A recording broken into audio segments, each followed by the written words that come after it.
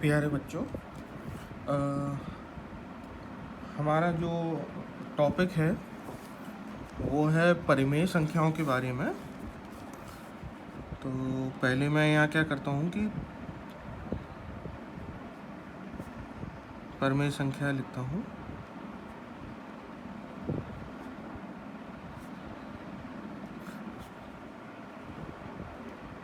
ठीक है, तो परिमेय संख्याओं के बारे में है। तो उसके लिए पहले हमें ये जानना होगा कि प्राकृतिक संख्याएं और परिमेय संख्या होती क्या है, या परिमेय संख्याएं बनती कैसे हैं। तो प्राकृतिक संख्याएं हमारी कौन कौन सी होती हैं, जैसे मान लो 1 है, 2 है, 3 है, 4 है, 5 है, ये प्राकृतिक संख्या है। पूर्णांक संख्या ये हमारी 1, 2, 3, 4, 5। लेकिन पूर्णांक संख्याओं के केस में केवल धनात्मक में ही संख्याएं नहीं होती हैं, ऋणात्मक में भी होती हैं, कि जैसे -1, -2, -3, -4, -5। ठीक है, और उसमें शून्य भी शामिल होता है। परिमेय संख्या को हम एक अनुपात या रेशियो के अकॉर्डिंग भी लिखते हैं। लिखते कैसे हैं, जैसे मान लीजिए मैंने लिखा 3/5। तो यदि मैंने 3/5 लिखा है तो इसका क्या मतलब हुआ कि अंश जो है 3 है, हर जो है 5 है। इसको अंश बोलेंगे, इसको हर बोलेंगे। 3 और 5 दोनों ही प्राकृतिक संख्याएं।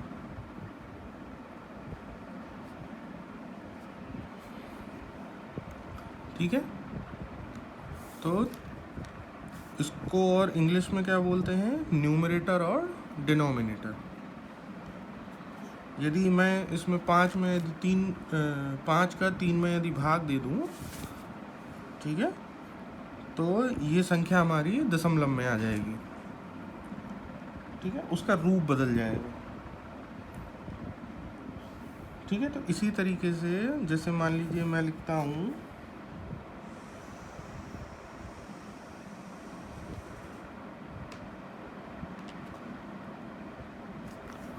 मान लो मैंने लिखा -3, तो ये क्या हो जाएगा आपका पूर्णांक।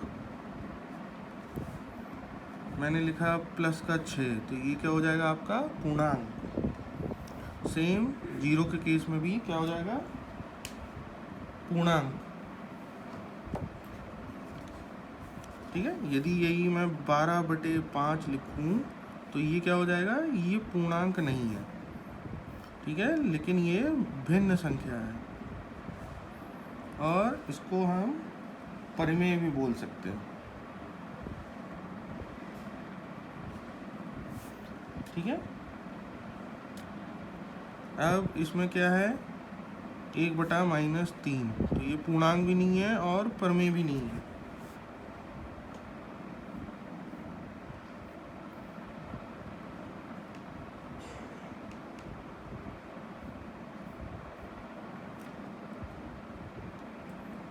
ठीक है, क्योंकि यहाँ पे हम कई बार परिमेय संख्याओं को केवल इस वजह से भिन्न वाली संख्याओं को बोलते हैं क्योंकि उनको हम किसी एक रेशियो या किसी अनुपात में बांट सकते हैं। कैसे, जैसे ये 3:5 लिखा था मैंने। ठीक है, तो इसको हम ये 3:5 भी लिख सकते हैं। So that is correct. लेकिन यदि यही मैं -3/5 लिखूं तो इसको हम -5 में नहीं लिख सकते हैं।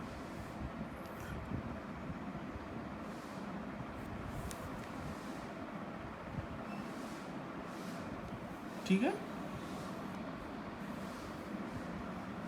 क्योंकि यहाँ पे जो अंतर है वो कहाँ पे आया, वो अंतर आया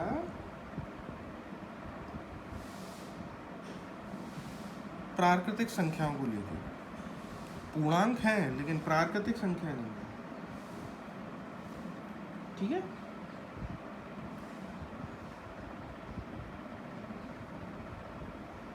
अभी हम आगे देखते हैं कि हमने अंश को क्या लिखा। मान लीजिए अंश को लिखा p, हर को क्या लिखा q। यहाँ पे लेकिन एक कंडीशन ये है कि q कभी 0 नहीं हो सकता, तभी वो परमेय संख्या होगी। यदि q 0 हो गया, q 0 मतलब जैसे मान लीजिए 3/0 हम नहीं लिख सकते, क्योंकि 0 यदि हर में रहेगा तो जो संख्या का रिजल्ट है, इसका जो रिजल्ट आता है वो क्या आता है, इन्फिनिटी। ठीक है, इसका रिजल्ट इन्फिनिटी आता है, तो जो कि एक परमेय संख्या नहीं होगी।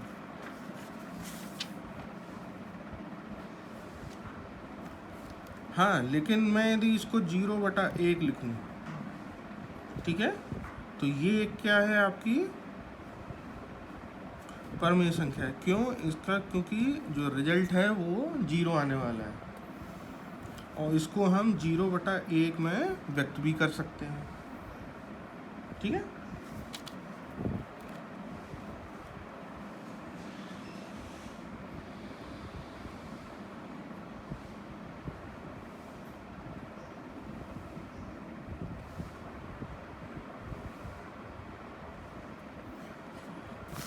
इसमें हालांकि एक नियम और भी है कि जैसे मान लीजिए यदि एक संख्या पॉजिटिव है, उसका गुणा यदि पॉजिटिव से हुआ, ये थोड़े रूल हैं, ये पहले मैं आपको बता देता हूँ, फिर उसके बाद इनको क्यों बताना पड़ा या ये किससे संबंधित है ये भी बताता हूँ कि तो जो रिजल्ट है या जो परिणाम है वो आपका हमेशा पॉजिटिव आएगा। यदि पॉजिटिव का नेगेटिव से गुणा होगा तो नेगेटिव आएगा, यदि नेगेटिव का पॉजिटिव से गुणा हो तो भी नेगेटिव आएगा, और दोनों ही यदि नेगेटिव हों तो आंसर पॉजिटिव आएगा। ठीक है, ये जो है आपको देखना पड़ेगा कि ऐसा, ये जो है रूल पहले से फिक्स है। तो यदि मैं दोनों संख्याओं को यदि माइनस कर दूं, मान लीजिए मैं लिख दूं -3 -5, तो जब माइनस माइनस या भाग के केस में या विभाजन के केस में कैंसिल होते हैं तो उनको हम 3/5 भी लिख सकते हैं, जो कि एक परमेय संख्या होगी।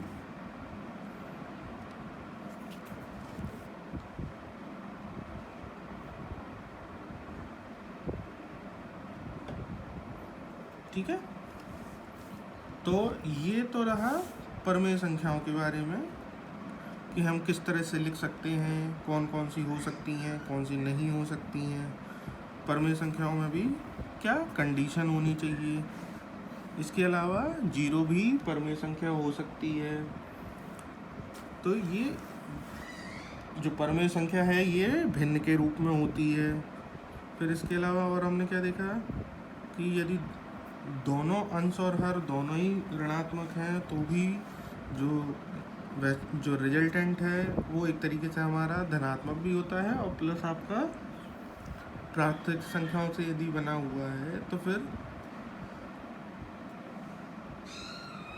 वो भी हमारा जो संख्या होगी वो परमेय संख्या होगी। ठीक है, अब इसी में कुछ चीज़ें और भी देखते हैं कि इसमें हमारा एक समतुल्यता का गुण होता है भिन्न संख्याओं के केस में, या आप कह सकते हो कि परमेय संख्याओं के केस में। वो क्या होता है कि मान लीजिए जैसे मैं लिख देता हूँ पहले तो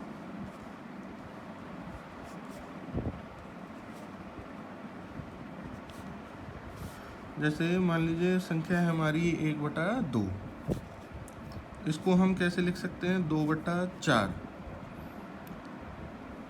उसका जो सरलतम रूप है वो 1/2 ही है। इसको चाहे हम लिख सकते हैं 5/10, तो भी आपका क्या आएगा, एक आंसर क्या आएगा, 1/2। तो हमेशा हम लोग जो है सरलतम रूप में लिखते हैं। ठीक है, तो यहाँ पे आपका एक प्रयास करने वाला टैब है कि प्रयास कीजिए करके, तो उसमें कुछ क्वेश्चन दिए हुए हैं समतुल्यता के गुण के ऊपर। ठीक है, तो उनको आपको देखना है।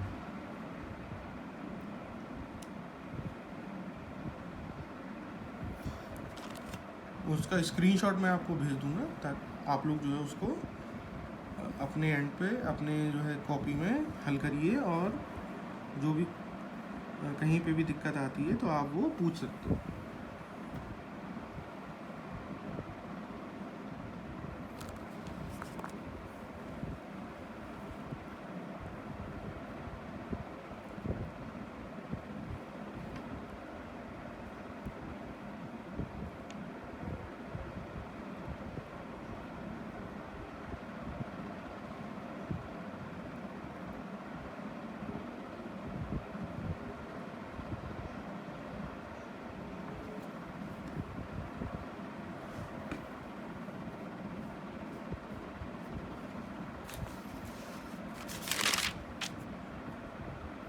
इसमें हम लोगों ने अभी ये देखा था, एक मैं पुराना एग्जाम्पल उठा रहा हूँ कि माइनस का जो 3/5 है उसको हम लोग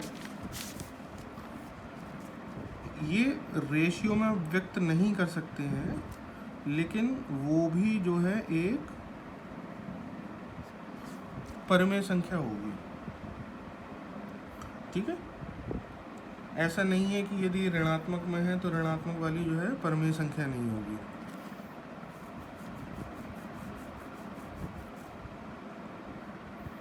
ठीक है, तो ये यदि मैं शायद यदि बाय मिस्टेक यदि बोला हूँ, हाँ, इनको ये है कि इनको अनुपात में या रेशियो में इस तरीके से नहीं लिख सकते हैं, फिर भी ये लेकिन परमेय संख्या होगी। ठीक है, तो धनात्मक में हो चाहे ऋणात्मक में हो, वो यदि भिन्न के तौर पे यदि उनको लिखा गया है, ठीक है, तो वो जो है आपका क्या होगा, परमेय संख्या होगी।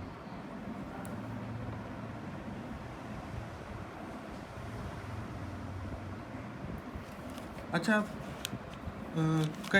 कई चीज़ें ऐसी भी आती हैं कि जैसे मान लीजिए संख्या रेखा पे यदि हमने इसको लिखा हुआ है, ये मान लीजिए संख्या रेखा है।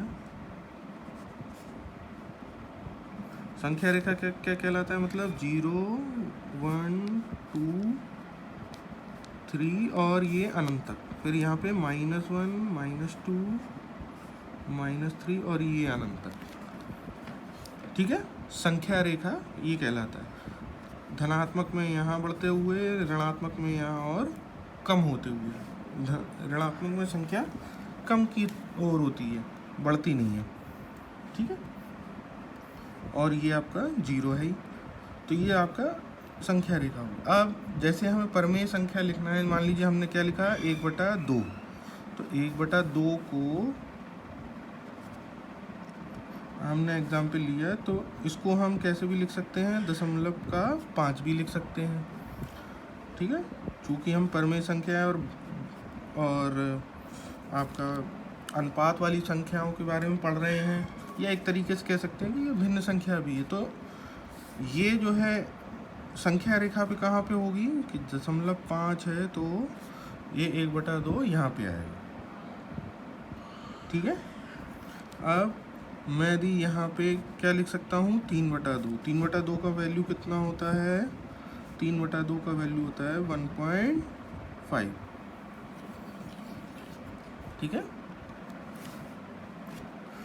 तो 1.5 क्या रहेगा आपका, 1 और 2 के बीच में रहेगा, तो उसको हम 3/2 भी लिख सकते हैं। अब कई बार क्वेश्चन क्या आता है कि 1/2 और जो हमारा 3/2 है, इनके बीच की संख्याएं निकालनी है। ठीक है, तो अब इनके बीच की संख्याएं आप कैसे निकालोगे? आप जो है, जैसे मान लीजिए हमने 0.5 से शुरू किया था, तो 0.75 भी है, तो वो भी आ सकता है। मतलब यदि मैं 3/4 लिखूं, ठीक है, तिहाई हिस्सा लिखूं किसी भी एक इसका, ठीक है,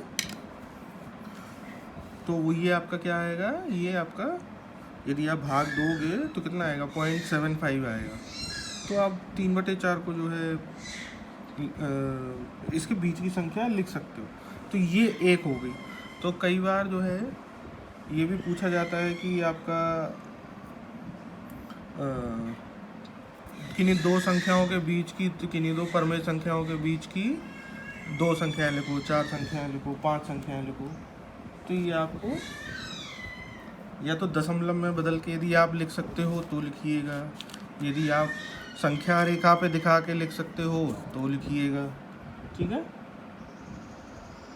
और हमारे पास कुछ क्वेश्चन और ऐसे भी हैं जिसमें हमें संख्याएं दी हुई हैं, ठीक है, ऋणात्मक में या धनात्मक में, अंश के बारे में या हर के बारे में, तो उनको हमें परमेय संख्या में कैसे दिखाना है, तो उसके लिए भी मैं स्क्रीनशॉट आपको भेज दूंगा। तो आप परमेय संख्याओं को उसमें लिखिएगा। ठीक है, तो उसके बाद से फिर हम आगे के बारे में देखते हैं। तब तक आप जो है जो 2-3 तरह के क्वेश्चन हैं उनको हल कीजिए। ठीक है, ओके, थैंक यू।